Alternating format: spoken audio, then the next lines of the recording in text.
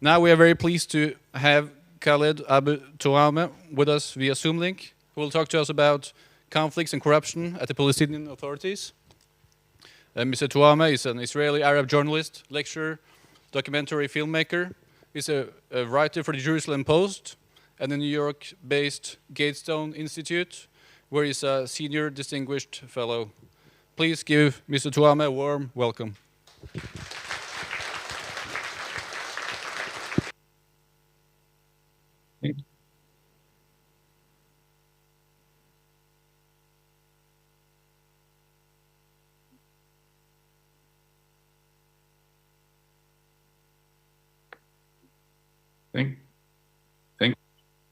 Thank you very much to all of you, and thank you for having me. Our topic today is a very easy topic for me because I've been covering it for many, many years. Actually, from day one when the Palestinian Authority was established. And you know, I'm one of those, maybe some of you have been reading me or following me are probably not surprised by what I'm going to say because I've been talking about the Palestinian Authority for many years. I was there when the Palestinian Authority was established in 1994, shortly after the signing of the Oslo Accords. And I was one of those who saw I call them the problems from day one almost. And what do I mean by that? I mean, it was obvious to many Palestinians and many people who were following the Palestinian Authority that what we were seeing was not really what many Palestinians were hoping for.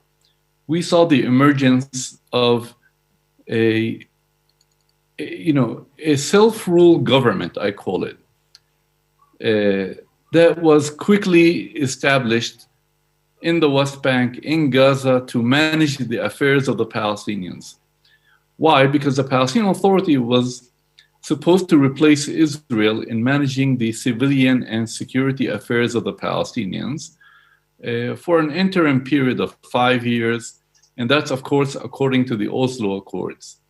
So the Palestinian Authority was established and the show began, as we say. It was actually a one-man show called Yasser Arafat. He ran it exclusively, as if it was his private fiefdom, as we say. He did anything he wanted. He appointed whoever he wanted, and the international community gave him a blank check. You know, it's like, okay, you're allowed to do this. It's all okay. Why? Because Yasser Arafat was supposedly committed to peace. And, you know, many people in the West preferred to turn a blind eye to what was happening. And what was happening? The whole concept of Oslo back then was based on the assumption that if you bring the PLO and Yasser Arafat to the West Bank and Gaza, you give them millions or billions of dollars, you help them establish some kind of a self-rule autonomous government in the West Bank and Gaza, then everything will be okay. As long as Yasser Arafat and 200, 300 people around him are satisfied, then, you know, who cares about the rest of the Palestinians? We don't really care. Why? Because, as I said, the line back then, even in Israel, by the way, was that Yasser Arafat is committed to peace. He signed a peace agreement. Everything's going to be okay. And so what if there's corruption? So what if Yasser Arafat is depriving his people of the international aid? That doesn't matter. And back then, I remember that I wrote several articles. I was back then working for other newspapers, not the Jerusalem Post, some of them in Hebrew, by the way, in Israel. And I wrote back then that if Yasser Arafat and the Palestinian Authority continue to deprive their people of the international aid, this will play into the hands of the extremists of the radicals, of those who are opposed to the peace process, this will embolden Hamas and other groups like Hamas. Why? Because when the Palestinians don't see the fruits of peace, what happens? They lose faith, first of all, in the peace process, and secondly, they lose faith in their leaders. And in the West Bank and Gaza, when you lose faith in the Palestinian Authority, where do you go? You go to the Palestinian Authority's rivals in Hamas. And we saw that happening. We saw that process building up. I remember that, I think it was in 96 or 97, there was a report by the Palestinian Authority itself. The controller report, they had their own controller. And he published a report back then. I don't know if it's still available online, but I read it in Arabic.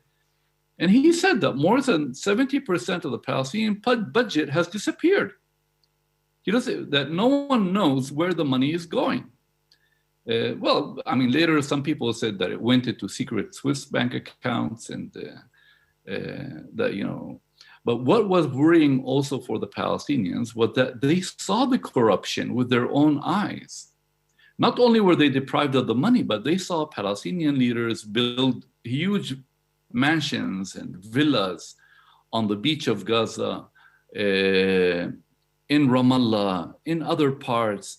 They saw senior Palestinian officials who came from Tunisia and Lebanon and elsewhere with almost no money suddenly become millionaires and billionaires and driving in motorcades and all these fancy cars. And this is exactly what angered the Palestinian population. First of all, they didn't see the fruits of peace. Secondly, they saw the Palestinian Authority officials openly and defiantly enjoying the fruits of peace. Many Palestinians felt that they were not part of this whole enterprise. And as I said, this played into the hands of Hamas. I remember I was at a press conference, I think it was in 98 or 97, 99 probably, where one of my colleagues asked Yasser Arafat, excuse me, Mr. President, why don't you get rid of these corrupt officials around you? And he jokingly answered us in Arabic. He said, well, I'm worried because if I get rid of them, then those who will replace them will start stealing again. These guys already stole, and I don't think they will steal more money. That was, he said it as a joke, but there was something in it. Also, repeated demands by the Palestinian public to hold those accountable, those who are corrupt, account to account, to bring them to trial, for demands for transparency, accountability were all ignored, not only by the Palestinian Authority, but by the Western donors and by many of my colleagues in the mainstream Western media. I can tell you as a journalist that I'm personally disappointed with many of my Western colleagues.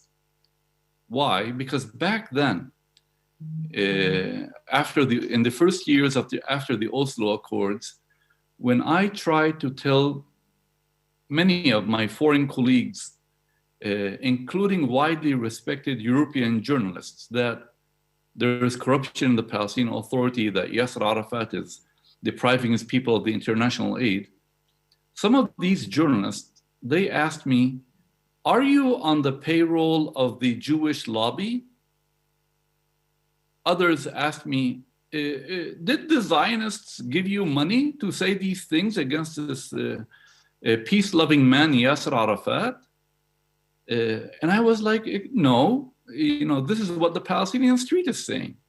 This is what the Palestinian public is saying. And you guys don't want to hear it. You don't want to believe it even. There were a few here and there who did report about it, but I can tell you that by and large, many of my Western colleagues chose to turn a blind eye. I don't know exactly why, maybe for ideological reasons, maybe because it didn't fit into their narrative, because many of them, they look at this conflict and they say, well, in this conflict in the Middle East, there are good guys and bad guys. The good guys are the poor, oppressed Palestinians, and the bad guys are Israel. And it's like, Khaled, please stop confusing us with the facts. Just give us a story that, makes our lives much easier, that satisfies our editor, that makes our readers happy. And, we don't want to get into trouble. Other journalists, by the way, they told me, you know what? We believe you. Yes, we heard about the corruption, but we are afraid to report about it. Why? Because we need to go back to Ramallah. We need to go back to Gaza. And, it's dangerous over there. It's not like in Israel. These guys can't kill us if we report anything negative about them. So, ironically, these journalists who are bashing Israel, they still feel safer being in Israel than they do in the West Bank and Gaza. But, this is the reality. So we saw the corruption build up. We saw it continuing. No one wanted to hold Yasser Arafat and company accountable. But in addition to the corruption, there's something more important also that also worried me. It was the anti-Israel rhetoric coming out of the Palestinian Authority. Not only was Yasser Arafat depriving his people of the international aid, he was also radicalizing his people against Israel. Ironically, after the peace process began, the peace process, the Oslo Accords, gave Yasser Arafat a TV and radio and newspapers, which he used to incite Palestinians against Israel. I never saw a message saying, we're headed towards compromise. So Palestinians were radicalized for two reasons. One is they were deprived of the international aid, the corruption that was rampant in the Palestinian Authority. And number two, the incitement against Israel in the Palestinian media, in the mosques, in the rhetoric of Palestinian leaders. The message that Yasser Arafat was sending to the Palestinians after the Oslo Accords was along the lines of, you know what, I'm sorry, I know this is a bad agreement. I know it doesn't, meet all the demands of the Palestinians. I know you're all very disappointed with me, but don't worry, one day when these Israelis don't give us 100% of what we're demanding, there will be an intifada. That was a message. And it was very clear. And you know what? I give Arafat credit because he kept his word. He was very consistent, very open, at least in Arabic, about what he really wanted and what he was aiming for. Now, we move fast forward to the 2006 election, the first Palestinian parliamentary election. Yasser Arafat died in November 2004. Mahmoud Abbas was elected president in January 2005. And 1 year later, in January 2006, under pressure from the Bush administration and some Europeans, the Palestinians held a parliamentary election. It was the second parliamentary election.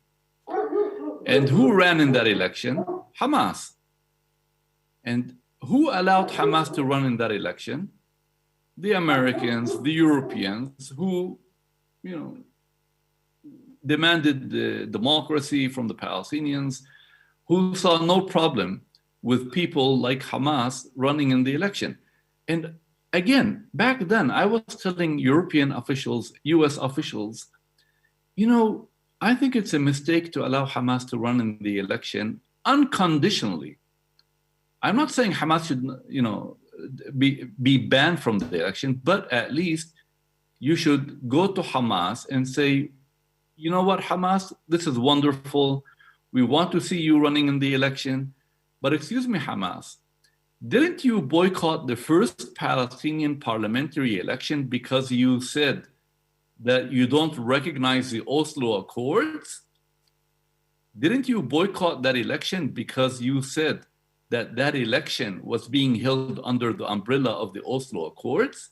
So what is this hypocrisy, Hamas? The US and the Europeans should have set 3 conditions to Hamas before the election. They should have told Hamas, listen, if you want to participate in the election, that's fine with us, but we have 3 conditions for you. One is recognize Israel's right to exist. Number 2, renounce violence and terrorism. And number 3, we want you to recognize the Oslo Accords because you're running under the Oslo Accords. And we want a commitment that if you win the election, you will honor all previous agreements signed between Israel and the PLO. The problem is that no one demanded it. And I covered that election in 2006. Hamas was very clever.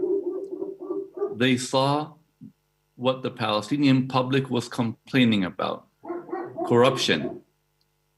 And they formed a list, an electoral list called Change and Reform. And they came to the Palestinians and they said, listen, vote for us. We will end the corruption. We will bring you transparency, accountability. Yasser Arafat stole your money. And when we are elected and we come to government, we will make sure that, this corruption ends. And, I know many Palestinians who voted back then for Hamas, although they did not support Hamas and they were not members of Hamas. I even know some Christians who voted for Hamas in that election. Why? Because many Palestinians were saying, well, we have nothing to lose by voting for Hamas because if Hamas comes to power, there is anyway nothing left to steal. They can't be more corrupt than the PLO. Now, we need to be careful because that was not Hamas's only agenda. They did not run the election only on the agenda of corruption. Of course, they also, have their own ideology. Hamas candidates were back then telling Palestinians, vote for us. We drove Israel out of Gaza. That election in 2006 took place only a few months after the Israeli withdrawal from Gaza. It's called the Israeli Disengagement. And the way Israel pulled out of Gaza created the impression among many Palestinians that it was more of a retreat, that Israel actually ran away in the face of terrorism, suicide bombings, rockets, and the other attacks. Why? Because that disengagement was not coordinated with the Palestinians. Many Palestinians saw Israel wake up in the morning and just, leave very quickly after destroying 27 or 28 Jewish settlements and removing 8,000 Jewish settlers from their homes. So for these reasons, Hamas won the election. Now, what has happened since then? A year later in 2007, Hamas kicked the Palestinian Authority out of Gaza. And since then, we have what I call the 3-state solution. Everyone is now talking about the 2-state solution, and the Biden administration is even saying it's committed to the 2-state solution. Okay, that's nice. But on the ground, we already have a 2-state solution.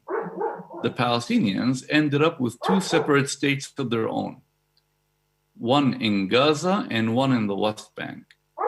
The one in Gaza is run by, Hamas, Islamic Jihad, Muslim Brotherhood, I don't know, Hezbollah, Nasrallah, Fadlallah, all the Allahs in the world.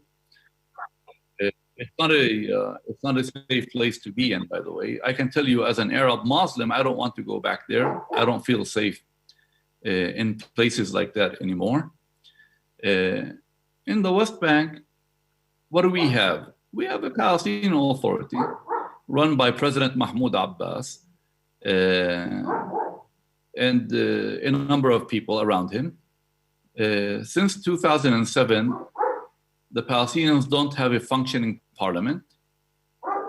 There's no open debate. You don't know who the decision makers are in Ramallah.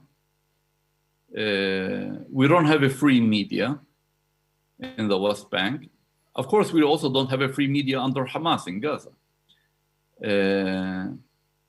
And President Abbas is running it not much different than the way Yasser Arafat was running the Palestinian Authority now. Again, it's a one-man show called Mahmoud Abbas. Who does he consult with? No one knows. I mean, from what I hear in Ramallah is that there are 2 or 3 people around him who whisper into his ear, and he makes decisions based on what they say. There's a massive crackdown on critics of the Palestinian Authority in Ramallah, in the West Bank. We saw what happened last June when Palestinian security forces detained and beat to death an anti-corruption activist in Hebron called Nizar Banat.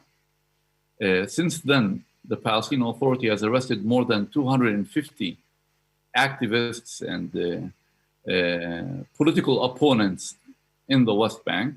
Today, we are in a situation where if you post a critical comment about President Abbas or the Palestinian Authority on Facebook, you go to jail or you get fired from your job. Now, we've had 2 or 3 governments in the West Bank since the division between the West Bank and Gaza, since the power struggle erupted between Hamas and the Palestinian Authority. But many people would tell you that there is less corruption today, that the international donors are beginning to, bang on the table and demand reform, accountability, transparency from the Palestinian government. But in the West Bank, we have an interesting situation. We have 2 governments. We have a government of technocrats and bureaucrats, headed by Mohammed Shtayeb, the prime minister, which is, managing the daily affairs of the Palestinians and providing them with services and all that. But then you have a shadow government, which is President Abbas and the PLO and Fatah. They are functioning as a parallel government with their own budgets. They take decisions on their own. For example, who's in charge of security in the West Bank?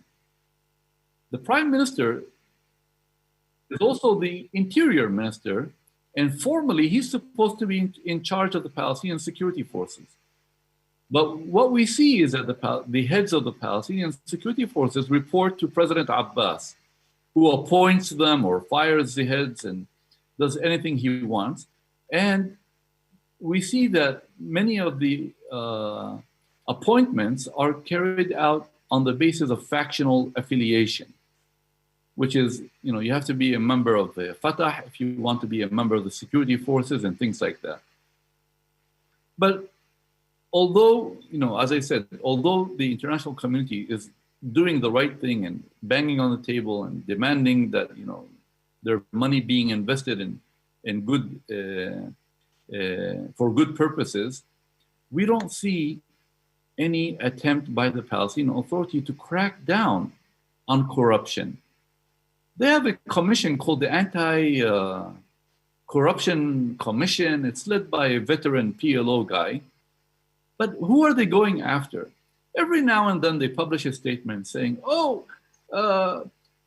we caught an employee in one of the ministries and he asked for a bribe of $500.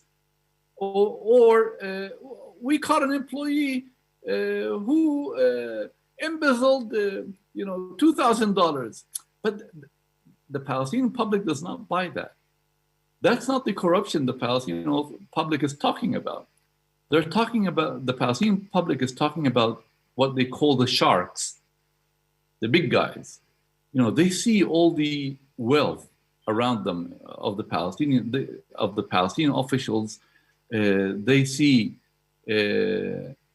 people who did not have money suddenly become very rich overnight, and they point the finger at them.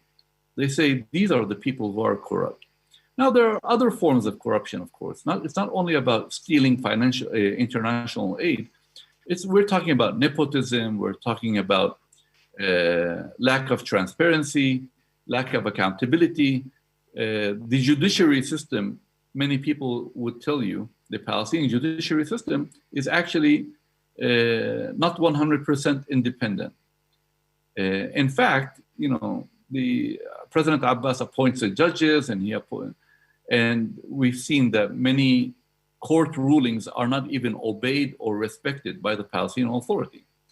A court can order someone released from prison, but the Palestinian security forces say, no, we don't care. And things like that. These are things that worry the Palestinian public right now. And that's why the Palestinian public has lost confidence in the Palestinian Authority. Every public opinion poll I've seen in the last 2 or 3 years shows that more than 60%, then 70%, then 80% are demanding that President Abbas step down. They're saying, what's going on over here? This criticism, by the way, of the Palestinian Authority escalated after President Abbas canceled the elections. We were supposed to, or the Palestinians in the West Bank and Gaza were supposed to hold parliamentary and presidential elections in May and July. And President Abbas, to me it was obvious, by the way, was searching for an excuse to cancel these elections. Why? Because his own Fatah faction was divided. It was running under 3 different lists. And secondly, he was afraid of Hamas's growing power, their growing popularity among the Palestinians. But of course, these are things he cannot say openly. So what did he do? He searched for an excuse. And the best excuse was to put all the blame on Israel by accusing Israel that Israel banned us from holding elections in East Jerusalem. This is also not very serious. Many Palestinians don't buy it, and I'll tell you why. According to the agreements between Israel and the Palestinian Authority, Israel was supposed to open the post offices in East Jerusalem so that 6,000 residents of East Jerusalem could cast their ballots there. The rest of the Arabs in Jerusalem were free to go to the West Bank and vote anywhere they want, as they did in the 2006 election. That was the case. No one complained back then. So, as I said, the issue of Jerusalem or the controversy over Jerusalem was just used as an excuse by President Abbas to call off the elections. And I think that many Palestinians, lost. I keep talking about President Abbas losing his credibility, but how much can you say? People are eager for change. They want to see change in the Palestinian Authority. Many Palestinians are saying, how come for 16 years we can't hold elections?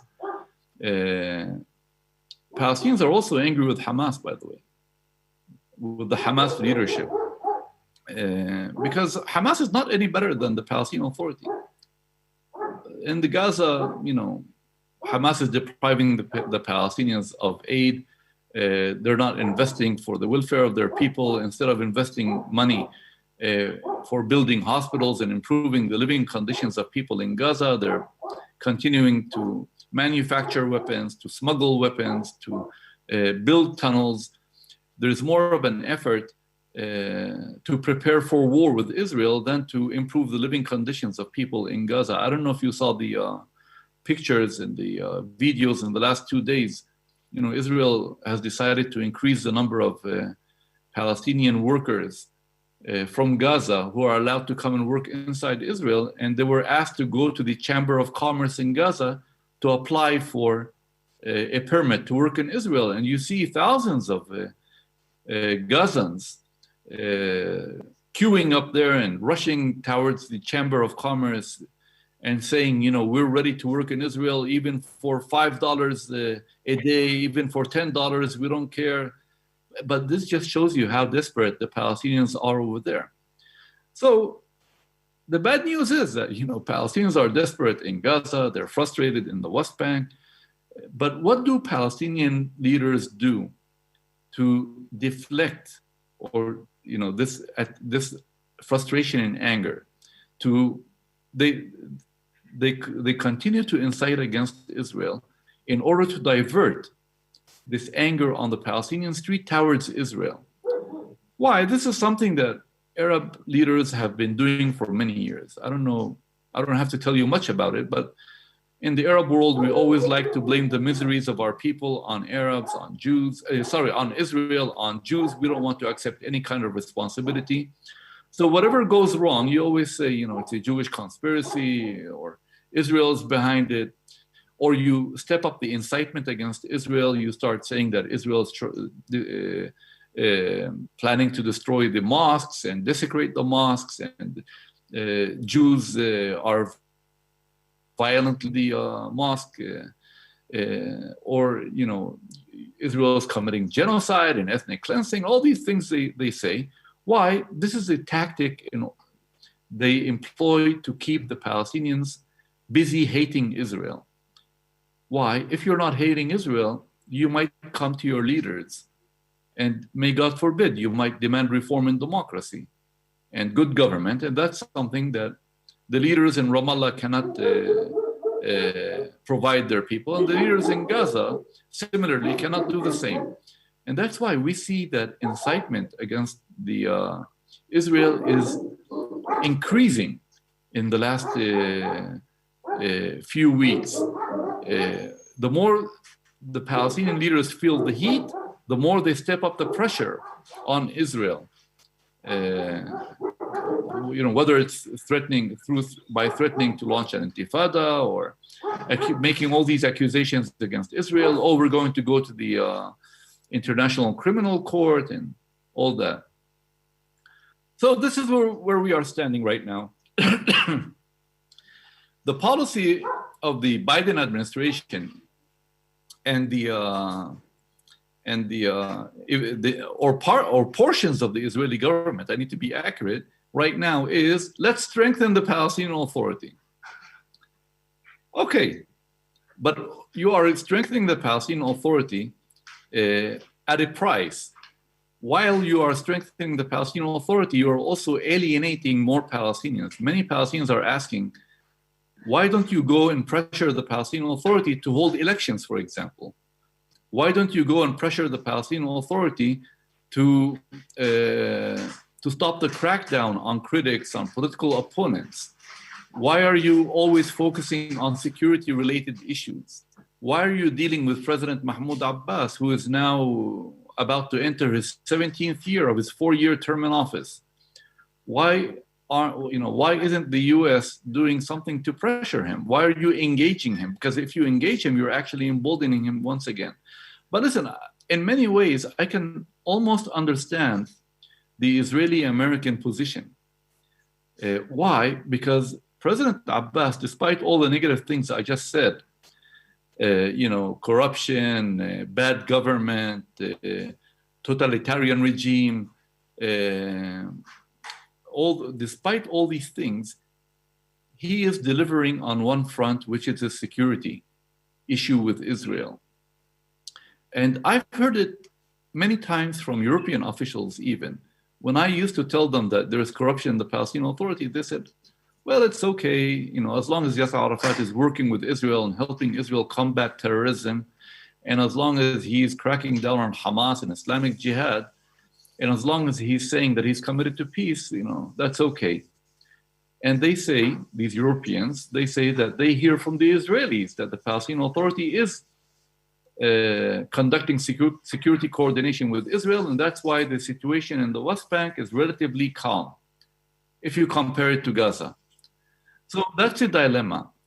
The Palestinian Authority, which by the way is described as a mafia by many Palestinians, has managed to confuse not only the Israelis, but many in the international community.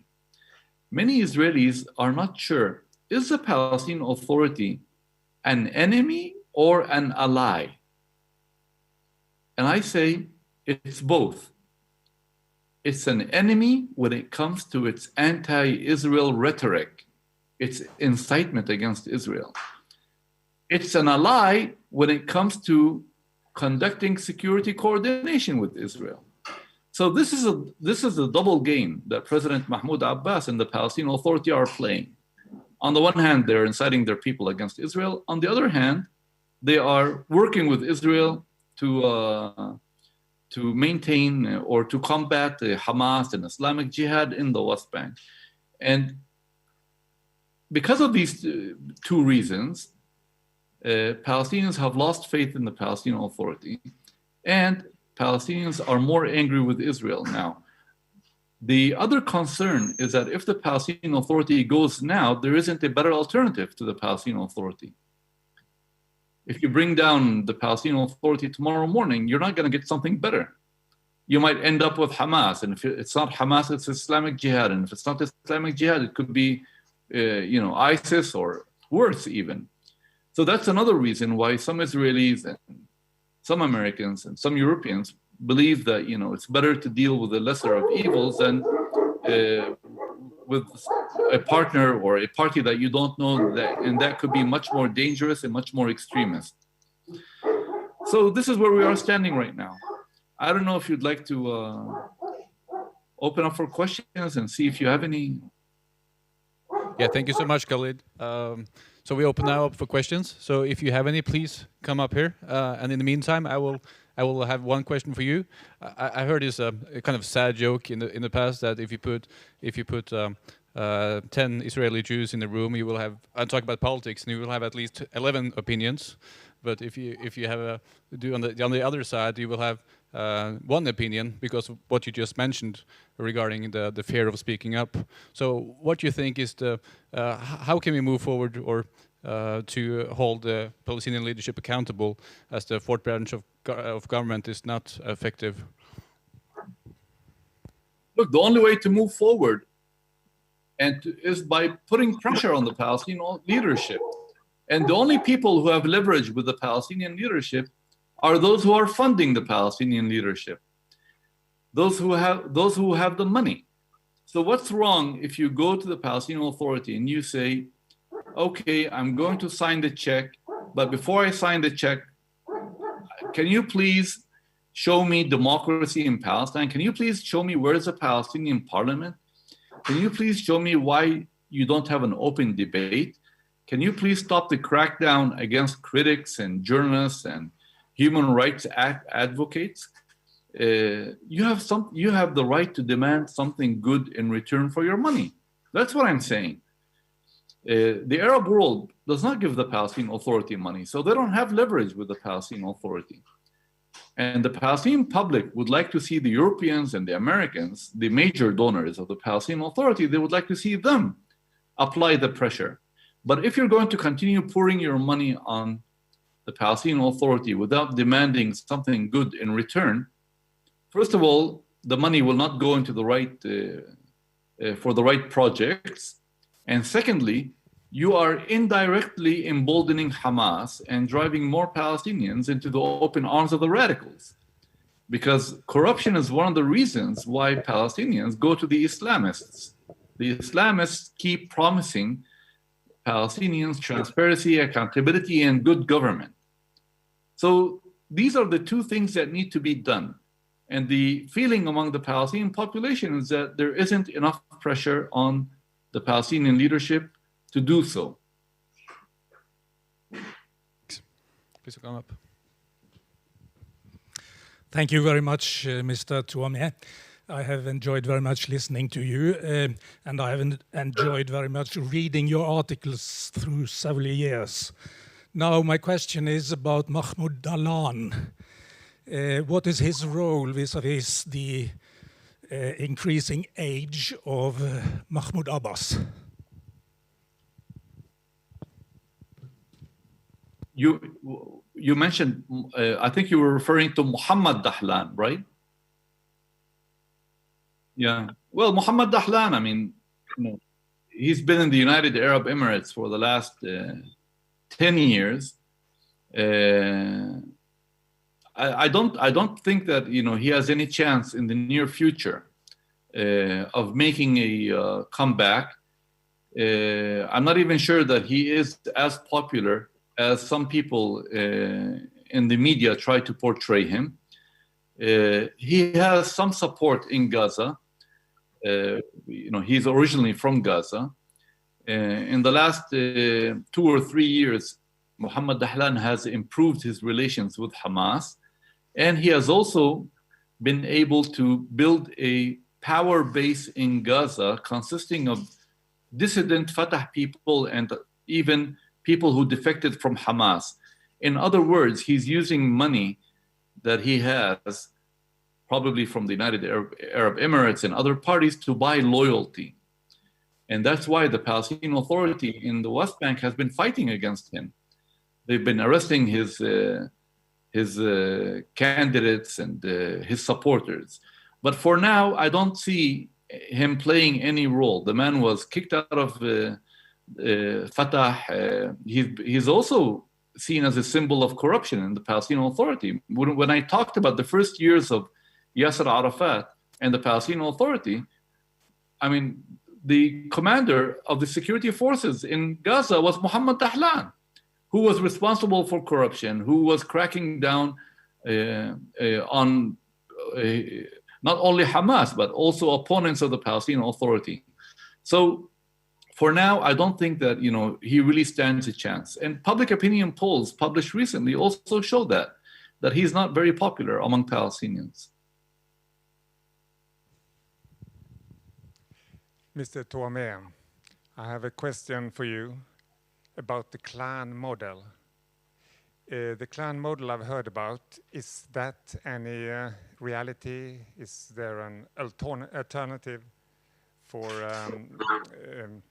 bringing another system, a democratic system, to the West Bank? Yes, I mean, Palestinian society is a tribal system. We have clans and large families and all that, but I don't think that this should be an obstacle to democracy. And I'll tell you why. If you look at the Arab-Israeli community inside Israel, we also have clans over there. And that's not preventing, free elections or democracy. We've even seen in recent years that candidates belonging to small clans were elected as mayors and in many places. So the issue of the clan is becoming much weaker. It's not as strong as it used to be in the past. In any case, going back to the Palestinians in the West Bank and Gaza, today we have central governments, one in Gaza and one in the West Bank. And these central governments, although they respect the tribal system, but they are much more powerful than these clans. So the role of the clan is diminishing gradually. In the southern West Bank, in the area of Hebron, it's still very strong, but in other places in the West Bank, it's really diminishing, and we see less power because the Palestinian Authority is asserting its power over them. Don't forget, the Palestinian Authority in the West Bank has more than 40,000 security officers. and they're very powerful and very strong, and they have a very strong presence.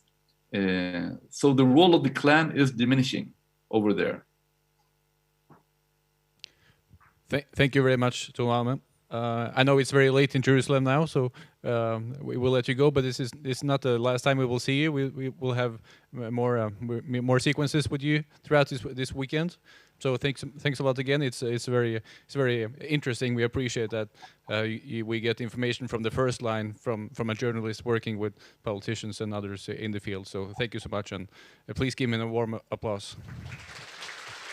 Thank you very much.